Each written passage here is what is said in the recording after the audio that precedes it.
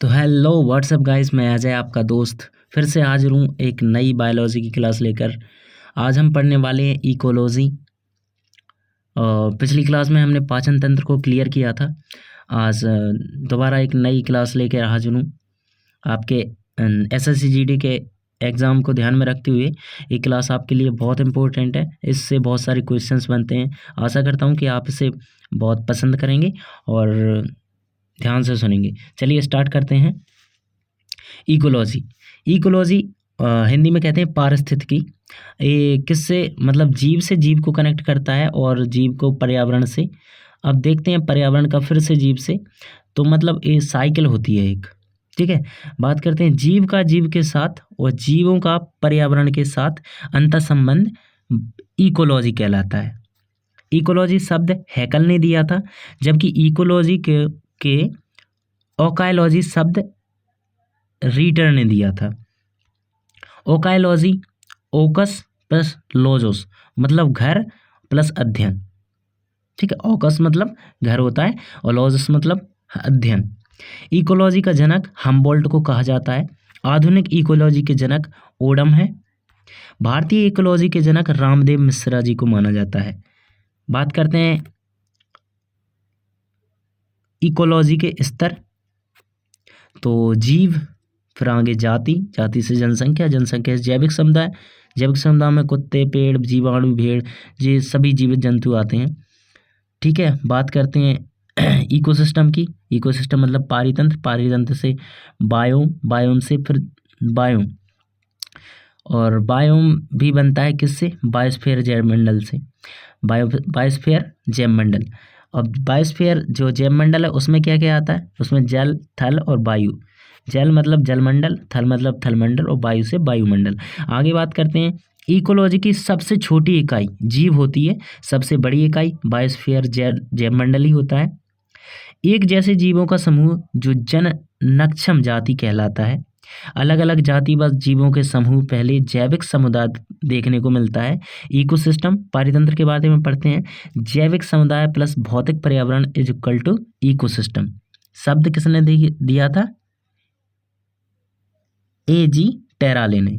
ठीक है, आगे पढ़ते हैं। समुदाय का भौतिक पर्यावरण के साथ अंतर संबंध से बना तब इकोसिस्टम कहलाया। जैविक समुदायों का भौतिक पर्यावरण के साथ अंतर संबंध से बना तत्व इकोसिस्टम कहलाया। इकोसिस्टम शब्द A.G. टेंसले ने दिया। किसने दिया? इकोसिस्टम शब्द A.G. टेंसले ने दिया। किसी भी इकोसिस्टम में ऊर्जा का केंद्र या ऊर्जा का स्रोत सूर्य होता है। इकोसिस्टम एक खुला एक तंत्र या निकाय है जिसमें ऊर्जा और पदार्थ दोनों का प्रवाह कंटिन्यू रहता है, सतत रहता है। बात करते हैं घटक की, तो इसमें घटक जैविक होते हैं और अजैविक होते हैं। जैविक घटक जो सजीव घटक होते हैं, अजैविक घटक वो जो निर्जीव घटक होते हैं। बात करते हैं जैविक घटकों की, तो जैविक घटक में क्या क्या आते हैं? उत्पादक, उपभोक्ता और अपघटक। उत्पादक प्रोड्यूसर्स, उपभोक्ता कंज्यूमर्स और अपघटक डिकंज्यूमर। आगे बात करते हैं अजैविक जो कि निर्जीव घटकों की, तो अजैविक घटकों में खनिज लवण, प्रोटॉन, वसा, विटामिन, मृदा, पानी, मिट्टी, अम्लीय, क्षारीय, वसा, आर्द्रता, ताप इत्यादि ये घटक हैं, निर्जीव घटक। अब क्वेश्चंस है आप में से कि एक अजैविक घटक का नाम बताएं। मेरे कुछ ऑप्शन है: कवक, कछुआ, शैवाल और वर्षा का पानी। तो इसमें सही आंसर है वर्षा का पानी। ठीक है, बात करते हैं जैविक घटकों की, तो जैविक घटक उत्पादक हैं। उत्पादक स्वपोषी अपना स्वयं भोजन बनाते हैं। तो उत्पादक में आते हैं पेड़ पौधे। उसके नीचे आते हैं प्राथमिक उपभोक्ता। प्राथमिक उपभोक्ता वो होते हैं जो शाकाहारी होते हैं। इसके नीचे आते हैं द्वितीयक उपभोक्ता। द्वितीयक उपभोक्ता वो होते हैं जो प्राथमिक मांसाहारी होते हैं। ठीक है, प्राथमिक का भक्षण करते हैं। अब द्वितीयक उपभोक्ता के बाद आते हैं तृतीयक उपभोक्ता। तृतीयक उपभोक्ता भी होते हैं जो द्वितीयक मांसाहारी होते हैं, मतलब द्वितीय उपभोक्ता को खाना खाते हैं। अब आते हैं शीर्ष उपभोक्ता जो तृतीयक को खाते हैं, जो तृतीयक के लिए मांसाहारी होते हैं वो शीर्ष उपभोक्ता होते हैं। शीर्ष उपभोक्ता के बाद आते हैं अपघटक। अपघटक में कौन कौन आता है? जीवाणु, कवक, प्रोटोजोवन इत्यादि आ जाते हैं। बात करते हैं जैसे घास है, घास जो कि उत्पादक है। उत्पादक जो घास को खाता है, टिड्डा खाता है, ग्रास ऊपर शाकाहारी है वो, ठीक है। अब बात करते हैं टिड्डा को खा जाता है मेढक, ठीक है, ये द्वितीय उपभोक्ता है। मेढक को खा जाता है सर्प, स्नेक, ये तृतीय उपभोक्ता है। सर्प को खा जाता है बाज, ठीक है। बाज क्या है? शीर्ष उपभोक्ता, ठीक है। शीर्ष उपभोक्ता को फिर से खा जाते हैं अपघटक। कौन? अपघटक, जो कि जीवाणु, कवक, प्रोटोजोआ होते हैं। और फिर इसी तरह साइकिल चलती रहती है। आगे पढ़ते हैं। सूक्ष्म जीव जो जटिल कार्बनिक अणुओं को मूल तत्वों से विभाजित कर देते हैं अपघटक कहलाते हैं। अपघटक हमेशा मृत और सड़े गले पदार्थों पर हमला करते हैं। एक जलीय पारितंत्र में अपघटक का कार्य जीवाणु और कवक करते हैं। जैव भू रासायनिक चक्र को चलाने में अपघटक महत्वपूर्ण भूमिका निभाते हैं। पारितंत्र या इकोसिस्टम के प्रकार कौन कौन से हैं? तो इकोसिस्टम एक तो प्राकृतिक होता है, एक कृत्रिम होता है। कृत्रिम जैसे खेत, बांध, एक्वेरियम, जलशाला बोलते हैं एक्वेरियम को हिंदी में। तो ये होते हैं जो कृत्रिम, जो मानव निर्मित होते हैं, मानव द्वारा बनाए गए हैं। बात करते हैं प्राकृतिक, तो प्राकृतिक में जलीय आता है, स्थलीय आता है। स्थलीय में देख लेते हैं जो घास के मैदान होते हैं। वह जलीय में बात करते हैं तो जलीय में भी लवणता, जो मतलब लवणीय, अलवणीय और दलदल वगैरह आते हैं, ठीक है। लवणीय की बात करते हैं तो समुद्र, महासागर है। अलवणीय की बात करते हैं जिनमें मीठा पानी रहता है तो वो नदियां हैं, तालाब हैं, झील है। बात करते हैं पोषक स्तर की, ट्रॉपिक लेवल की बात करते हैं तो किसी भी खाद्य श्रृंखला में प्रत्येक जीव अपनी एक निश्चित स्थिति रखता है जिसे पोषक स्तर कहते हैं। पोषक स्तर अधिक से अधिक 6 हो सकते हैं जो T1 से T6 तक जाते हैं। T1 प्रोड्यूसर, उत्पादक होते हैं। T6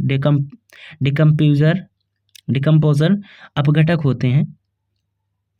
हमने बात की थी T1 जो घास है, घास को टिड्डा ने खाया वो T2 हो गया। टिड्डे को मेढक ने खाया वो T3, मेढक को सर्प ने खाया T4 और सर्प को बाज ने खाया T5 और T5 से बाज को खाया। जब बाज मर गई तो बाज को किसने खाया? T6 अपघटक, ठीक है।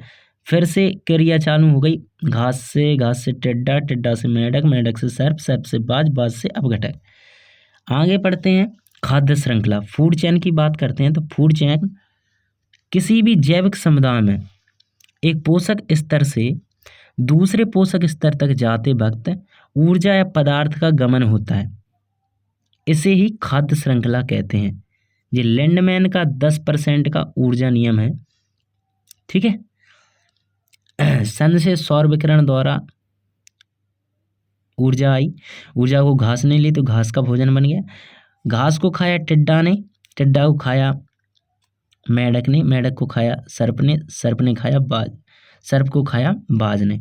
तो इसमें हर जगह 10-10% का ऊर्जा नियम लगता है, ठीक है। घास से 10% टिड्डा ने लिया, टिड्डा से 10% मेढक, तो हर कोई 10-10% लेता है। यही है लिंडमैन का 10% एनर्जी लॉ। आगे पढ़ते हैं लिंडमैन का 10% लॉ वाला। तो इस नियम के अनुसार एक पोषक दूसरे पोषक तत्व में जाते समय 90% ऊर्जा खत्म हो जाती है, 10% ऊर्जा ही हमारे दूसरे स्तर तक पहुंच पाती है। इसलिए उत्पादक सबसे ज़्यादा, उपभोक्ता सबसे कम होता है। क्या होता है? उत्पादक सबसे ज़्यादा तथा उपभोक्ता सबसे कम होता है। बात करते हैं ओडम का नियम, सार्वत्रिक नियम है। इस नियम के अनुसार किसी भी खाद्य श्रृंखला में ऊर्जा का प्रवाह एक दिशा ये होता है, एक दिशा में होता है। जैसे पेड़ पौधे, क्वेश्चन है पेड़ पौधे सूर्य की कितनी प्रतिशत ऊर्जा का उपयोग करते हैं? तो 1%। कितना? 1%। इंपॉर्टेंट है, याद रखना। पेड़ पौधे सूर्य की कितनी प्रतिशत ऊर्जा का उपयोग करते हैं? तो 1%। अब बात करते हैं इकोसिस्टम के पिरामिड, ठीक है। ये बहुत इंपॉर्टेंट है, कहीं भी एग्जाम में देख लेते हैं, पूछ लेते हैं डायरेक्ट इनमें, इनके फिल ब्लैंक्स भरो। बात करते हैं उत्पादक का उपभोक्ता आरेखीय निरूपण इकोसिस्टम के पिरामिड कहलाता है। क्या है?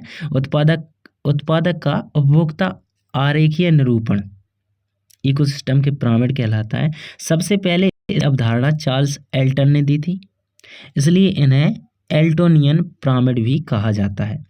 यह पिरामिड 3 प्रकार के बनते हैं: ऊर्जा का पिरामिड, जैव भार का पिरामिड, संख्या का पिरामिड।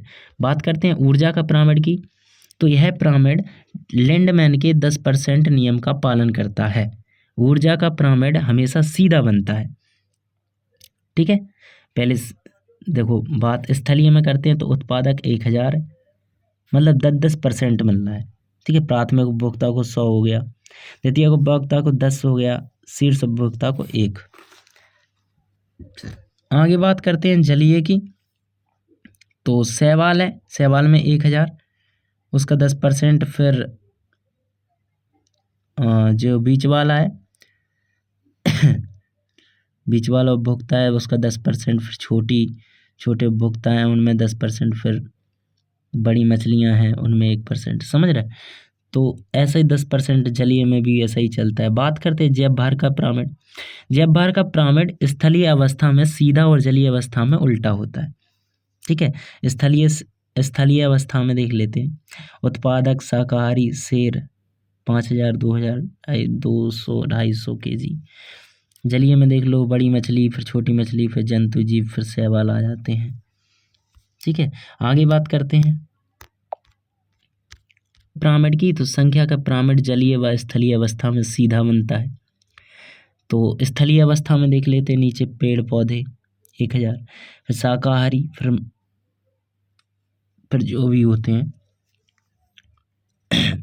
मछली वगैरह।